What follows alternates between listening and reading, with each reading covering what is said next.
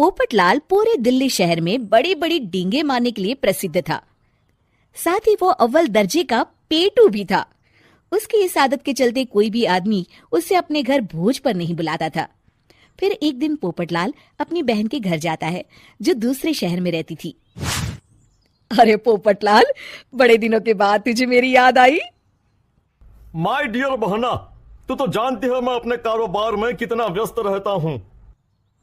हाँ, तेरी बात भी सही है।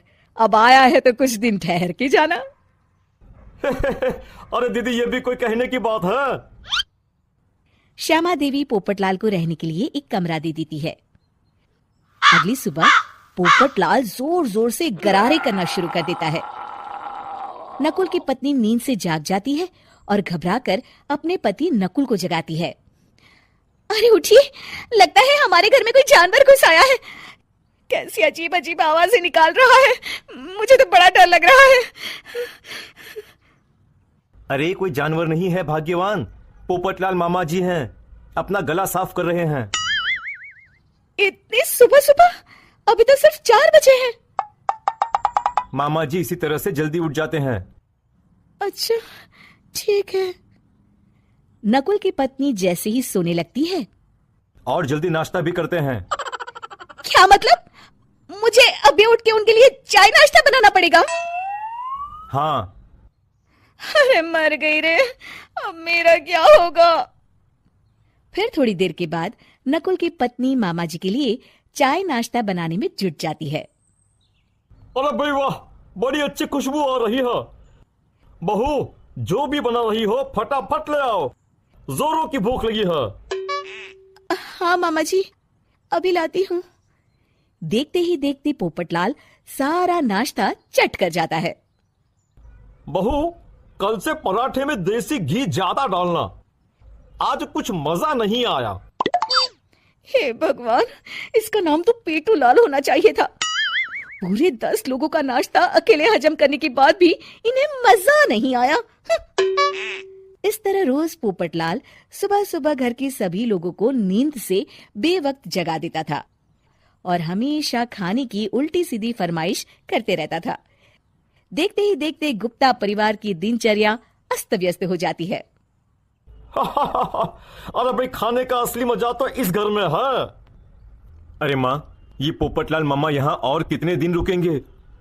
ये अकेले इतना खाना खा जाते हैं कि आज राशन वाला मुझसे पूछ रहा था कि अरे भाई, क्या आप लोगों ने घर में हाथी पाल लिया है? अरे बेटा, अब घर के मेहमान को कोई सीधे मुंह कैसे निकाल सकता है? माँ जी, अब बर्दाश्त की इंतहा हो गई है। मैं अकेले इतना काम नहीं कर सकती। आखिर मैं भी इंसान हूँ। मैं कल ही अपने मायके चली जाऊंगी। अरे भाग्यवान, हम सबको मुसीबत में अकेला छोड़कर तुम कहाँ जा रही हो? जरा सब्र करो, मैं कुछ सोचता हूँ। अगले दिन एक डॉक्टर साहब उस घर में आते हैं। अरे नकुल बेटा, ये डॉक्टर यहाँ क्यों आया है? अरे मामा जी, माँ की तबीयत बहुत खराब है। तबीयत तो खराब होगी ही, तुम लोग उल्टा सीधा खाना जो खाते रहते हो। देखो नकुल, मैं तुम्हारा फैमिली डॉक्टर हूं, इसलिए आज से मैं जो कहूंगा तुम सबको वही खाना रोज खाना पड़ेगा। आजकल कितनी बीमारियां फैल रही हैं, पता भी है तुम्हें? आज से तुम सब सिर्फ सलाद और करेले का जूस पियोगे, समझे? डॉक्टर अंकल, आप ठीक कहते हैं। पोपटलाल घबरा के, अरे क्या खाक ठीक है भांजे? ये डॉक्टर सीधे सीधे हमें घास फूस खाने के लिए कह रहा है। अरे मैं कहता हूँ भगा इस डॉक्टर के बच्चे को यहाँ से।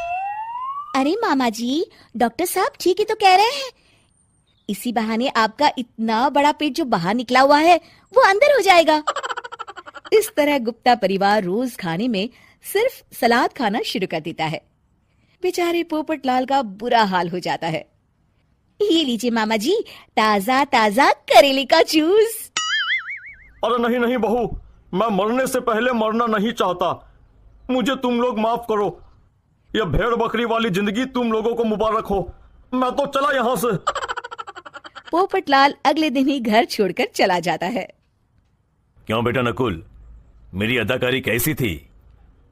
मजा आ गया डॉक्टर, आपने तो बॉलीवुड के कलाकारों को भी मात कर दिया। आपको तो ऑस्कर मिलना चाहिए। बेटा ये थोड़ा ज्यादा हो गया।